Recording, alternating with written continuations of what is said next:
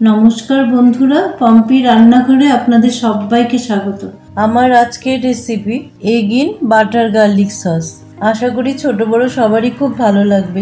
চলুন তাহলে আমার সাথে আমার রান্নাঘরে যাওয়া যাক।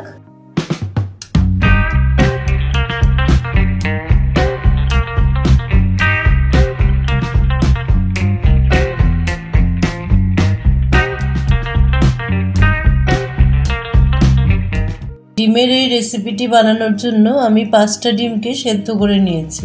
এবার একটা চাকুর সাহায্যে ডিমগুলোকে আমি হাফ করে কেটে নেব। এভাবে চাকু দিয়ে আমি 5টা ডিমকে হাফ করে কেটে নিয়েছি।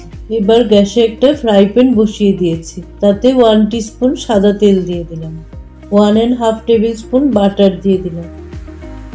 এবার বাটারটাকে একটু মেল্ট হতে দেবো। এবার বাটারটা মেল্ট হয়ে গেছে, এক এক করে ডিমের পিসগুলো তাতে সাজিয়ে দিলাম। ডিমের এক পিঠটা ভাজা হয়ে গেছে, অপর দিকটা উল্টে দিলাম। ডিমের পিসগুলো দু পিঠেই ভালো করে ভাজা হয়ে গেছে, এক এক করে এবার প্লেটে তুলে নিলাম। ডিমগুলো তুলে নেওয়ার পর ওই বাটারের মধ্যেই 6-7 কোয়া রসুন কুচিয়ে দিয়ে দিলাম, 2টো কাঁচা লঙ্কা কুচিয়ে দিয়ে দিলাম। রসুন কুচি আর কাঁচা লঙ্কা কুচিটা একটু ভাজা হয়ে যাওয়ার পর তাতে 1 টেবিল স্পুন ময়দা দিয়ে দিলাম। এবার ময়দাটাকে খুব ভালো করে নেড়ে নেব যতক্ষণ না এর থেকে কাঁচা গন্ধটা চলে যায়।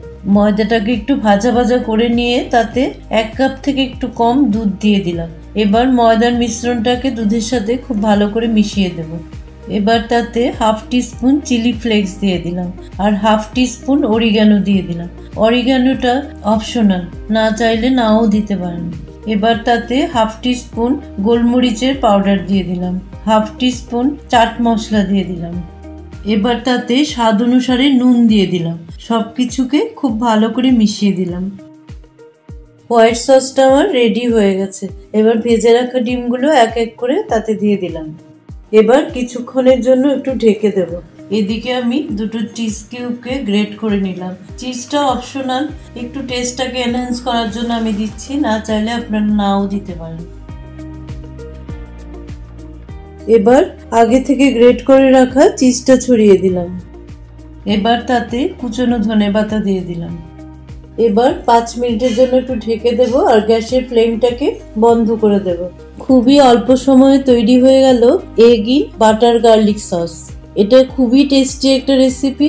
ভাত, রুটি, পরোটা, পোলাও সবকিছুর সাথেই খুব ভালো লাগবে। আমার রান্নার ভিডিওগুলো ভালো লাগলে লাইক, কমেন্ট এন্ড শেয়ার করবেন আর আমার চ্যানেলটাকে সাবস্ক্রাইব করে আমাকে সাপোর্ট করবেন।